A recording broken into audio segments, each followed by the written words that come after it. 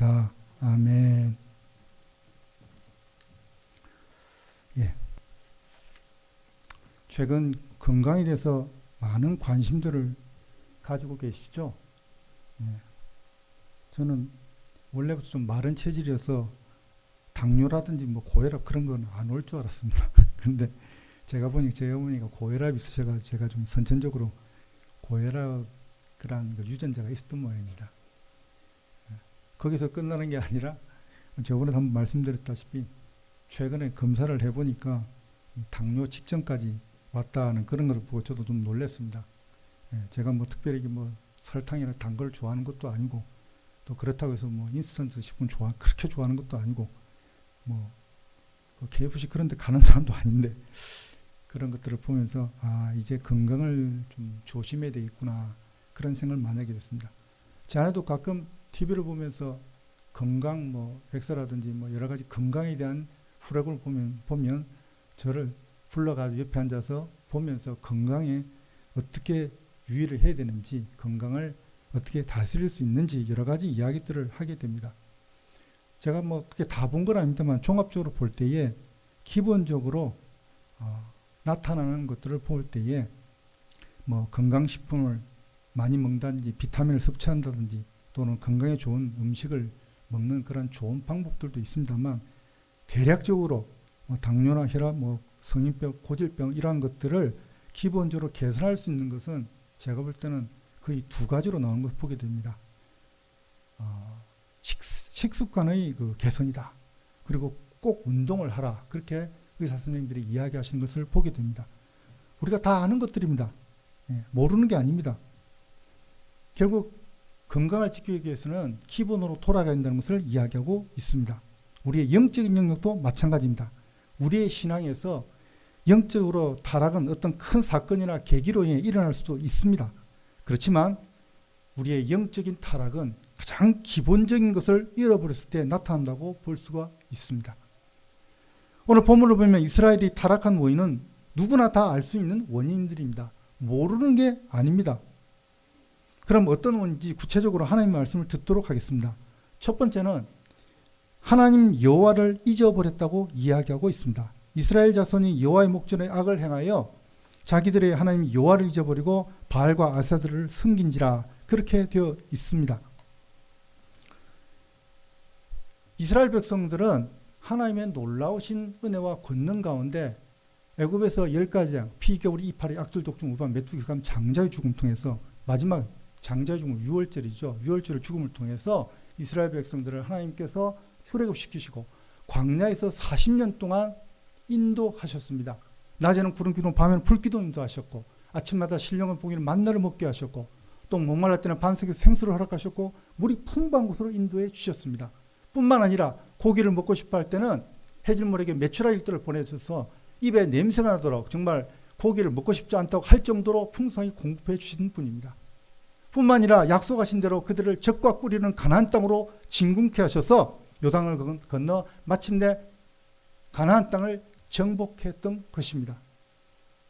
자, 하나님께서 그들을 인도하셔서 가나안 땅에 들어갔다면 더욱더 하나님을 섬기고 하나님께 영광 돌리고 강력한 하나님의 왕국을 이루어야 되는데 웬걸 하나님의 기대와 바람과는 딴 방향으로 흘러가기 시작합니다. 여러분 뭐라고 되어 있습니까? 여호와의 목전에 악을 행하여 자기들 하나님 여호와를 잊어버렸다고 이야기하고 있습니다. 현실과 상황이 더 좋아졌는데 하나님을 더 잘 섬겨야 되지 않습니까? 하나님부터 영광을 돌려야 되지 않습니까? 예배를 드리고 더욱더 하나님의 나라를 강력하게 구축해야 되는데 그게 아닙니다. 오히려 더욱더 점점 더 타락하기 시작합니다. 우리의 모습이라고 보여집니다. 시편 50편 22절에 보면 하나님을 잊어버린 너희여 이제 이를 생각하라. 그렇지 아니하면 내가 너희를 찢으리니 건질 자 없으리라고 경고하고 있습니다. 정말 무서운 말 아닙니까? 하나님을 잊어버린 너희여 이제 이를 생각하라. 그렇지 않으면 내가 너희를 찢으리니 건질 자 없다고 이야기하고 있습니다. 그렇다면 하나님을 잊어버리는 증세는 여러 증세로 나타나는데 몇 가지를 살펴보겠습니다. 하나님을 잊어버린 사람의 증세는 어떤 증세일까요? 첫 번째요. 십자가의 사랑과 은혜를 잊어버리고 삽니다. 오늘 우리 장로님께서 기도하셨습니다만 십자가의 은혜와 사랑이 도대체 언제 느껴진지 알지 못합니다. 여러분 우리가 신앙생활하면서 가장 기본 바탕은 십자가의 은혜입니다. 십자가의 은혜와 사랑을 잊어버린 그 즉시 변질되고 타락하게 되어 있습니다. 여러분은 도대체 언제 십자가의 사랑과 은혜를 만끽을 하셨습니까? 감동 가운데 살아가고 계십니까? 우리가 세상을 살아가면서 과거에 얽매거나 집착하는 건 그건 실패하는 삶입니다. 그러나 우리가 신앙생활 하면서 과거를 절대로 잊어버려야 되지 말 것은 뭐냐? 하나님께서 우리를 어떻게 구원해 주셨는지를 꼭 기억한다는 사실입니다. 그게 십자가의 사랑 아닙니까? 내가 하나님 앞에서 죄인이었고 나의 죄를 위해 예수님께서 살찌우시고 피 흘려주시고 나를 지옥의 형벌 가운데서 구원해 주셨다는 그 놀라우신 하나님의 은혜, 십자가의 사랑은 절대로 잊어서는 안 됩니다. 요한일서 4장 10절에 보면 사랑은 여기 있으니 우리가 하나님을 사랑한 것이 아니요 하나님이 우리를 사랑하사 우리 죄를 속하기 위하여 화목제물로 그 아들을 보내셨음이라고 말씀하셨습니다. 우리가 하나님을 사랑한 거 아닙니다.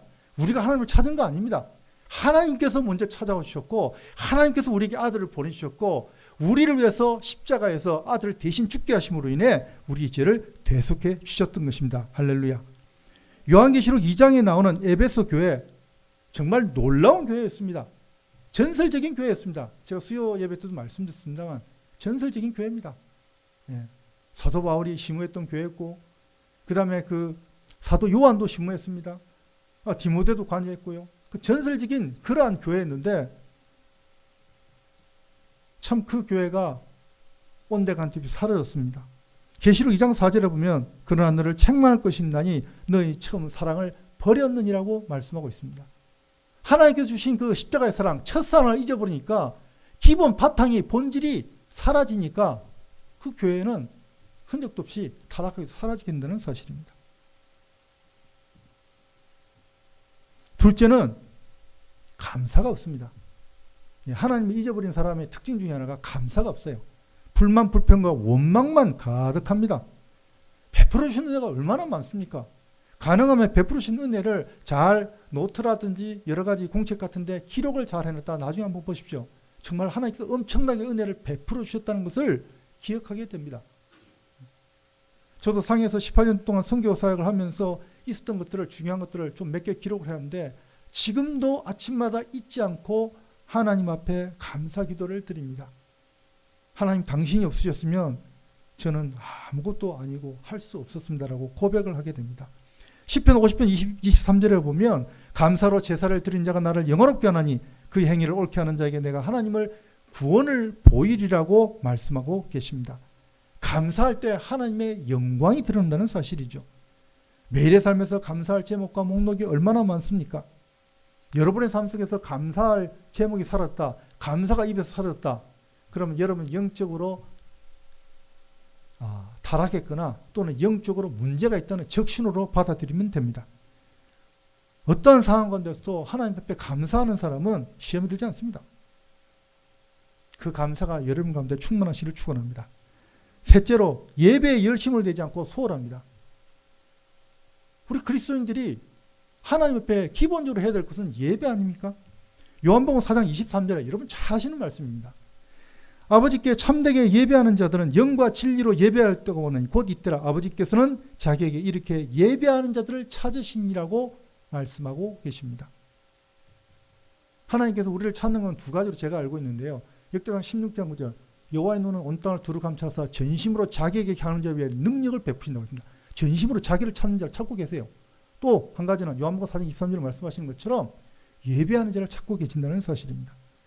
여러분 예배는 타협하거나 중재하거나 양보할 대상이 아닙니다. 예배는 우리 삶에서 최우선순위가 되어야 될 줄 믿습니다. 여러분의 삶들은 어떻습니까?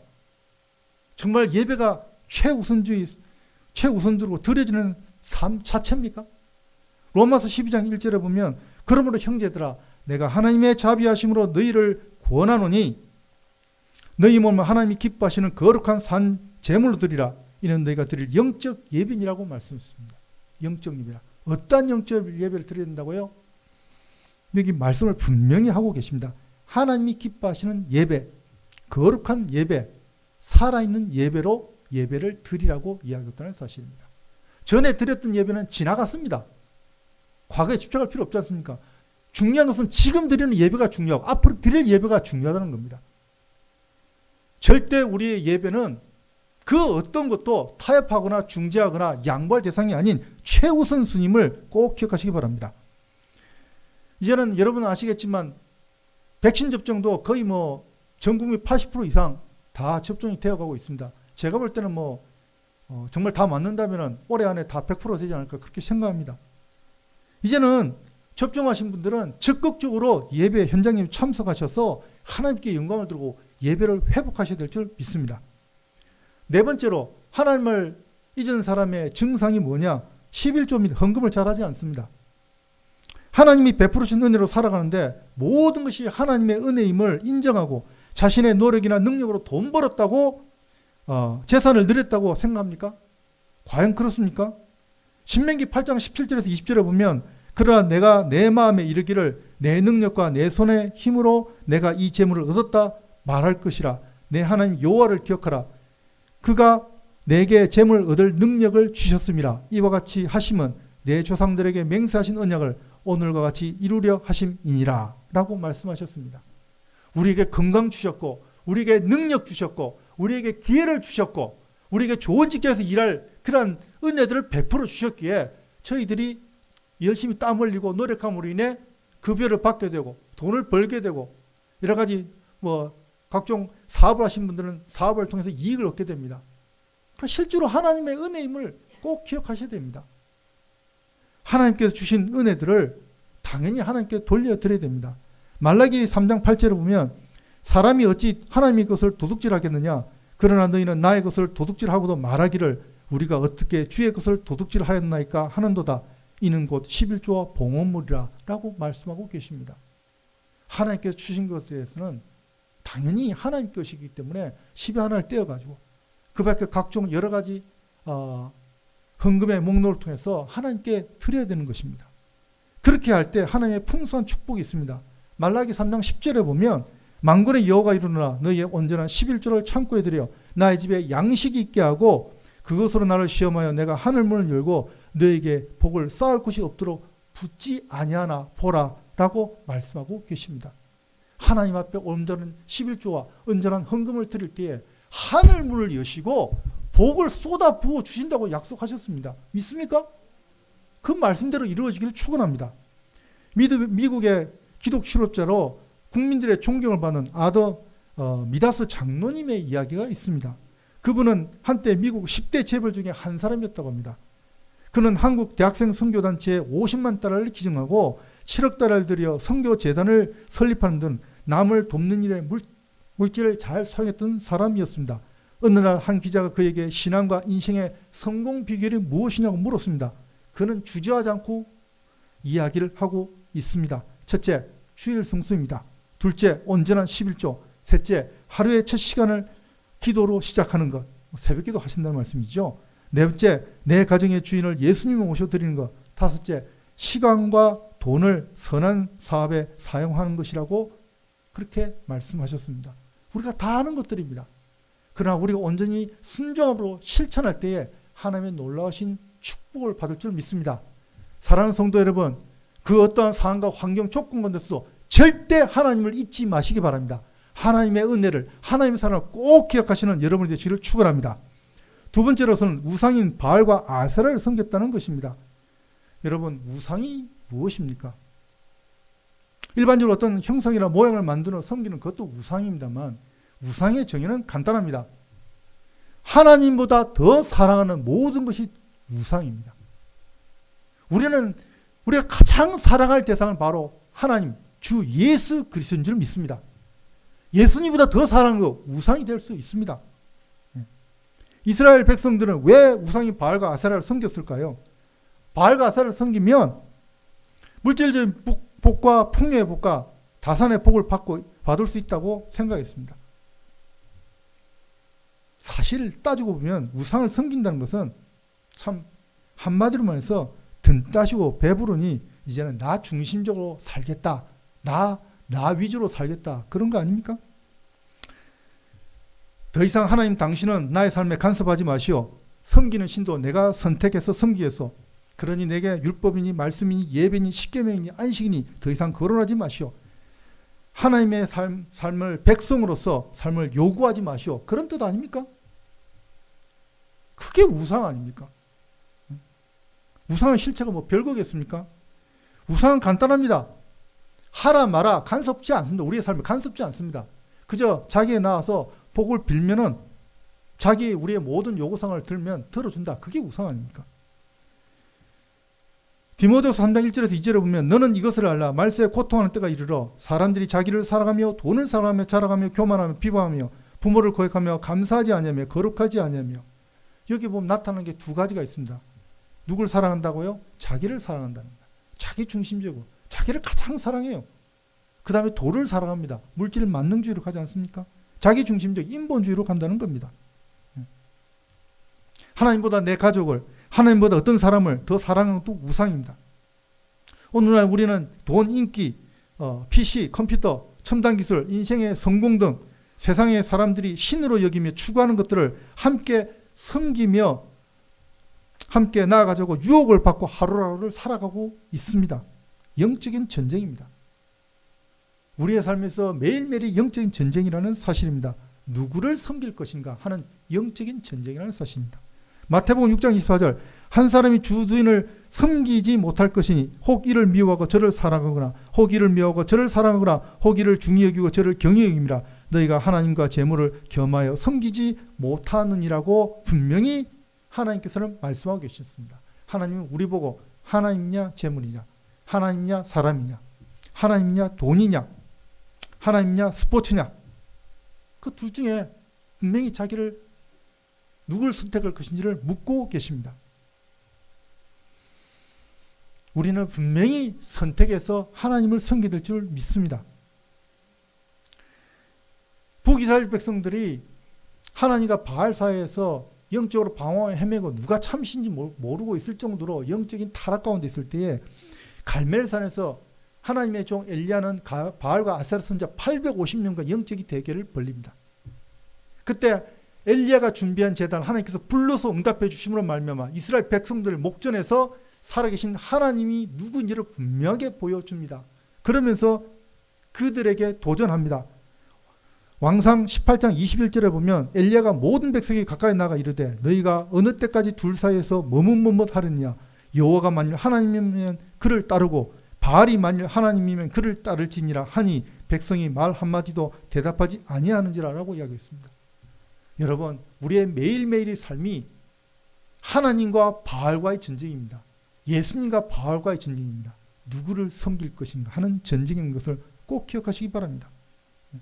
한 신문사에 간부로 계셨던 집사님이 계셨습니다. 꽤 큰 신문사였던 것으로 알고 있습니다. 믿음이 좋으셔서 신앙생활 정말 열심히 하셨고 모든 사람이 그를 크리스찬인 줄 알았습니다. 그런데 신년 어느 해 신문사 사장님이 돼지머리와 음식을 쫙 차려놓고 고사를 지내고 있었습니다. 사장은 한 사람도 빠짐없이 모여서 절하라고 명령했고 모든 직원들은 사장의 눈치를 보며 분위기상 어쩔 수 없이 그렇게 절을 했다고 합니다. 그런데 이 집사님만큼은 그 자리를 슬그머니 빠져나가서 숙직실에서 하나님 앞에 기도를 드렸다고 합니다. 결국 직원들이 절하다가 그 집사님이 순번이 와서 그 집사님을 찾으니 보이지 않으니까 사장님이 화가 나서 그 집사님 찾아오라고 그랬습니다. 그래서 직원들이 여러 가지 찾다 보니까 숙직실에서 기도하시는 모습을 보고 그를 보고 차마 부를 수 없어서 직원이 와서 사장님한테 그대로 구했습니다. 사장님, 그 집사님은 독실한 크리스찬이라서 여기 우상에 절하지 않습니다. 숙직실에서 기도하고 계십니다. 그렇게 그대로 보고를 했습니다. 한순간 분위기 쌀랑해졌죠. 사람들 생각했습니다. 아이고 잘렸구나. 곧 뭐 좌천되거나 지방으로 가겠네. 뭐 그런 여러 가지 이야기들이 있고 사장님도 상당히 기분이 안 좋아서 울고불고 했습니다. 근데 며칠 지나자 놀라운 반전이 일어났습니다. 사장님이 그를 더 높은 자리에 승진을 시켰던 것입니다. 왜 그러냐면 그 사장님이 생각하기를 그 집사님이 그 정도 믿음이 있고 믿음을 지키는 용기가 있다면 외부의 어떤 압력이나 내부의 반대에도 불구하고 소신껏 일을 해나갈 거고 자기 판단을 꼭 잘 지키고 정말 사실을 사람들에게 배포하는 그러한 사람이 될 것이라고 인정했습니다. 할렐루야. 정말 놀랍지 않습니까? 우상의 과감한 맞서 잘리면 잘릴지어다. 잘리면 어때? 하나님께 더 좋은 직장 주시겠지. 하나님은 그렇게 믿음으로 기도했던 분이셨습니다. 믿음을 지키고 우상의 과감에 맞서니 하나님께 영광이 될 뿐만 아니라 더 크신 상급으로 하나님께서 갚아 주신 것입니다. 할렐루야. 우리도 이같이 우상을 제거하고 믿음을 잘 지키는 우리 세강의 가족들이 되시기를 축원합니다. 세 번째로 가나안 문화와 족속에 동화되었다는 것입니다. 이스라엘 작서는 5절과 6절에 보면 가나안 족속과 헷 족속과 아모리 족속과 브리스 족속과 히위 족속과 여부스 족속 가운데 거주하면서 그들의 딸들을 맞아 아내로 삼며 자기의 딸들을 그들의 아들들에게 주고 또 그들의 신을 섬겼다고 이야기하고 있습니다. 이스라엘 백성들이 가나안 땅에 정착하면서 어느 정도 안정이 되니 더 하나님을 섬기고 하나님께 주신 말씀을 율법을 십계명을 지키고 하나님 말씀대로 살아가야 되는데 오히려 그들 문화에 동화되기 시작했던 것입니다. 그들과 문화를 교류하면서 그들 가운데 가나안 문화, 세상적인 문화 가운데 동화되는데 결정적인 것이 바로 이거 아닙니까? 가나안 족속들과 혼인을 한다는 거 아닙니까? 여러분, 혼인한다는 것은 단순히 남녀가 만나서 결혼해서 한 가정을 이루는 그 정도 아닙니다. 단순히 상대방 가문과 사돈을 맺는다는 그런 정도가 아닙니다. 상대방 배우자의 종교와 신앙, 가문, 또 믿음, 가치관 모든 것을 받아들이겠다는 것을 말합니다. 그리고 나의 믿음을 포기하겠다는 것을 말합니다. 그렇지 않습니까? 가나안 족속들은 바알과 아세라를 섬기는 가나안 족속들은 모두 음란하고 난잡했습니다. 그들을 신전에서 제사를 드리고 나면 그곳에 있던 창기들과 그곳에 있는 사제들과 성적인 교접을 하면서 엄청나게 문란했습니다. 죄에 대한 개념이 사라지고 죄의식도 없었습니다. 그러니 영적으로 타락한 이스라엘 백성들이 제대로 살아가기 만만합니다. 분별력도 사라지잖아요. 하나님 안에서 각 집안에서 결혼을 하라고 이야기를 분명히 하셨는데 하나님의 백성들과 결혼하라고 이야기했는데 그렇게 안 했다는 것입니다. 상대방 배우자의 종교와 신앙, 믿음, 가치관, 받아는 거기서 끝나는 거 아닙니다.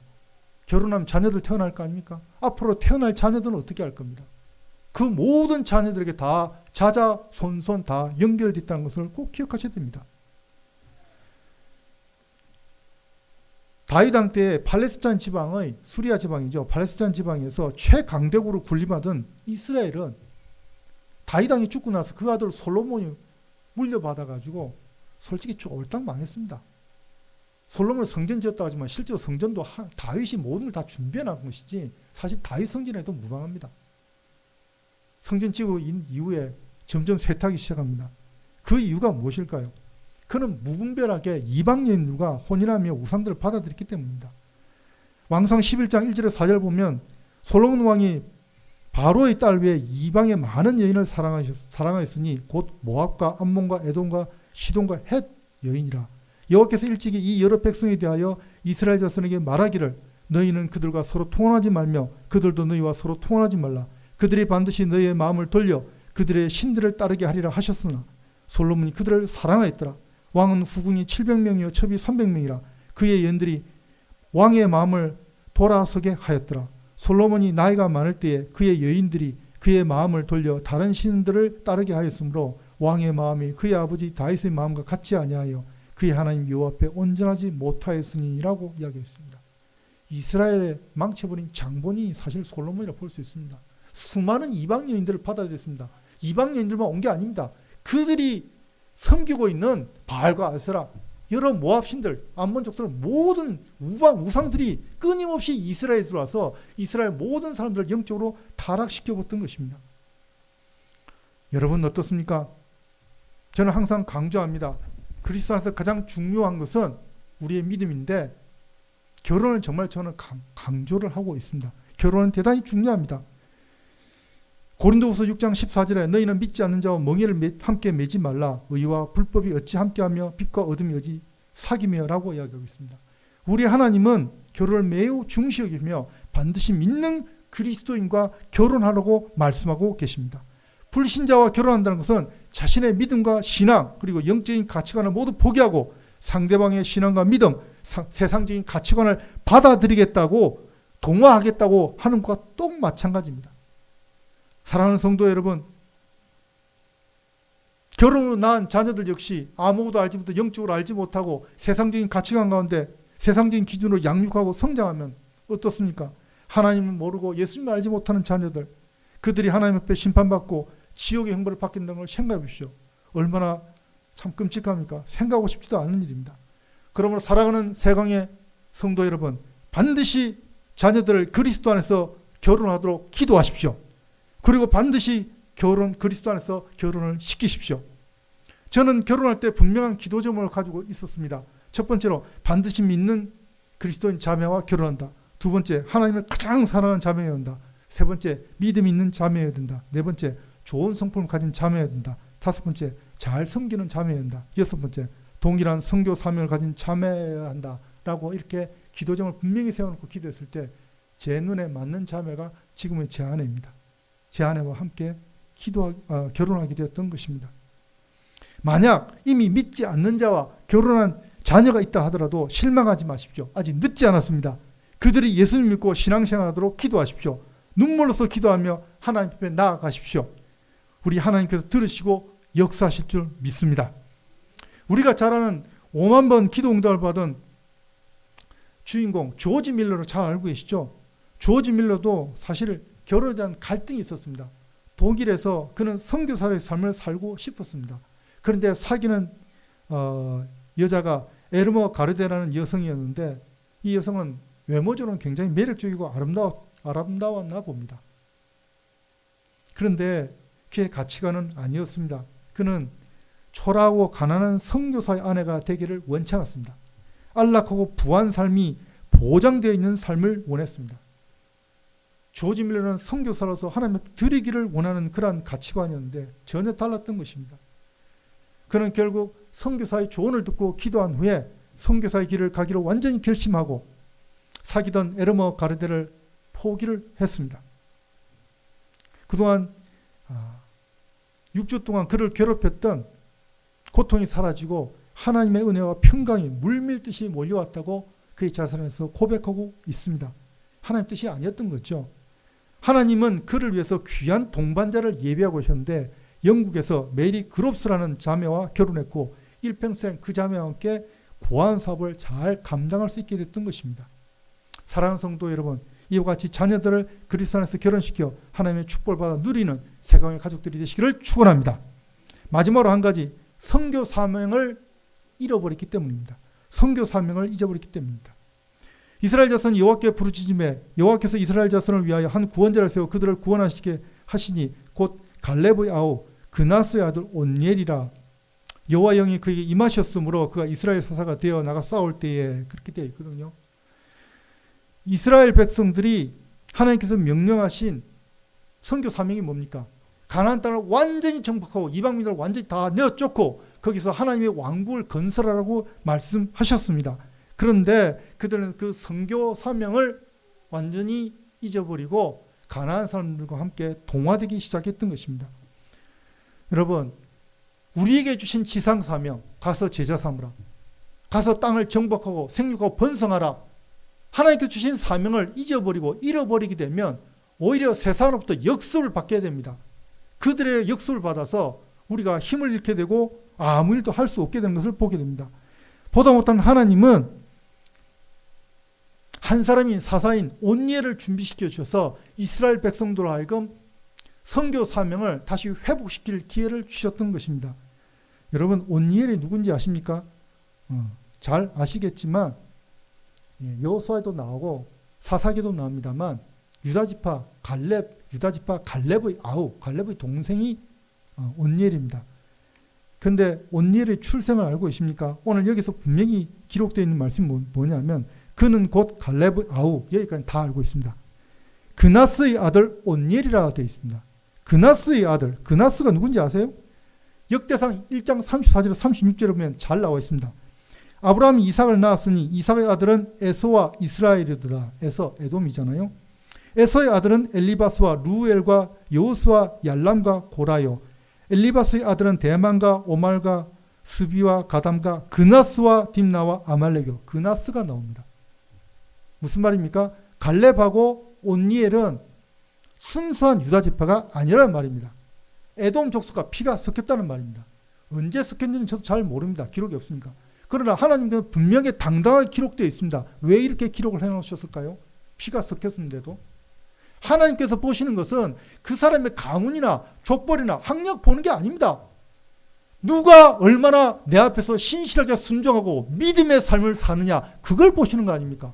그러니까 당당하게 그나스의 아들 온니엘이라고 이야기했다는 사실입니다. 이것을 보면서 이스라엘 백성들은, 순수한 지파라고 자랑하는 이스라엘 백성들은 부끄러움을 누려야 했을 것입니다. 여러분들 묻기 잘 아시지 않습니까? 무엇이 누굽니까? 모압 여인입니다. 여호와의 총회에 모압 여인과 모압 족속과 암몬 족속은 안 받아준다고 했습니다. 그러나 예외가 생겼습니다. 모압 여인은 받아주셨던 거예요. 왜 그렇습니까? 어머니 하나님이 나의 하나님이 되고, 어머님이 믿는 하나님이 내가 믿는 하나님이 되겠다고 믿음으로 고백하고, 자기의 모든 종교를 버리고 국적을 버리고 나라를 버리고 친척을 버리고 가족을 버리고 나아미를 따가지고 이스라엘을 왔지 않습니까? 그래서 보아스와 결혼해서 다윗의 증조모가 됐던 사실입니다. 정말 놀랍지 않습니까? 여러분 잘 아시는 여리고성의 영웅 기생 라합 누굽니까? 가나안 족속입니다. 마태복음 1장에도 그렇게 나와 있지 않습니까? 가나안 족속. 얼마나 놀랍습니까? 여러분, 선교 사명은 내가 똑똑하거나 내가 뭐 학벌이 좋거나 내가 뭐 좋은 학교를 나와서 그걸 보시지 않습니다.